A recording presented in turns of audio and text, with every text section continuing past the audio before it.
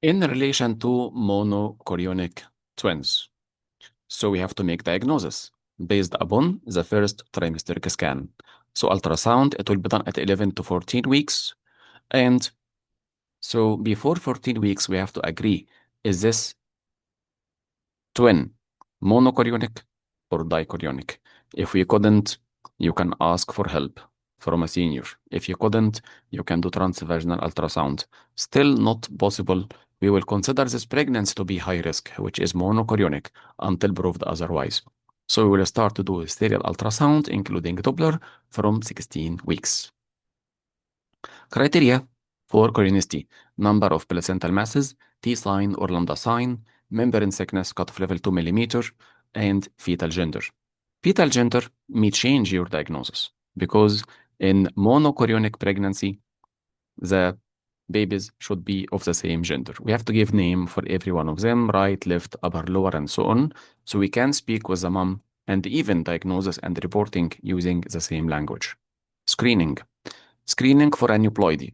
Twins, same like singleton. Triplet, NET plus maternal age at first trimester, and there is no screening in second trimester.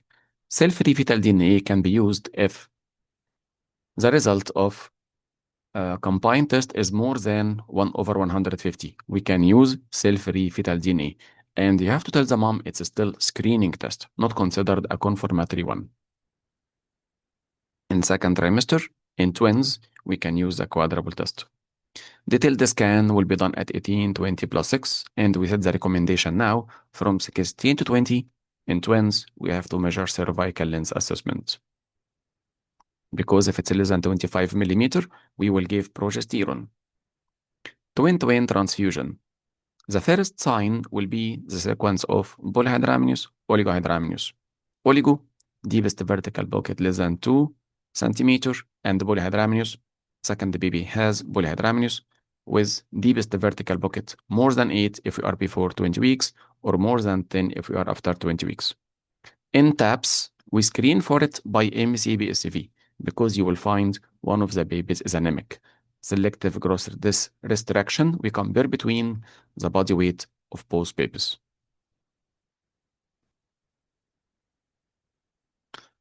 So, twin-twin transfusion syndrome, we have to do quantitative staging. Remember, water, bladder, Doppler, hydrops, this. The treatment, if we are before 26 weeks, we can do laser ablation to the vascular connection and even ablation of the equator between the two babies. This will be done in the fetal medicine unit. In selective growth restriction, the prognosis depends upon the Doppler result. Is it positive in the diastolic flow, absent or reversed, or cyclic, sometimes present, sometimes absent? Type 1 has good prognosis. Type 2 and 3, they have poor prognosis. Single twin mice. There is risk of the other baby to have neurological damage or even risk of death. That's why you have to do MRI after 4 weeks to have a look at the brain of surviving baby so we can counsel the mom if unfortunately there is any neurological harm occurred during this of second twin. Uncomplicated monochorionic twins, the delivery will be from 36. She can deliver vaginally as long as first baby is cephalic. Monoamniotic delivery here is by cesarean section, 32-34, because the problems of cord entanglement. Complicated cases, twin-twin, we can deliver it by 36 plus 6. Type 2 and 3 SGR, delivery by 32, and give steroids and the max sulfate. We said max sulfate even can be given after 30 weeks in multiple pregnancies. So this is a summary for monochorionic pregnancy.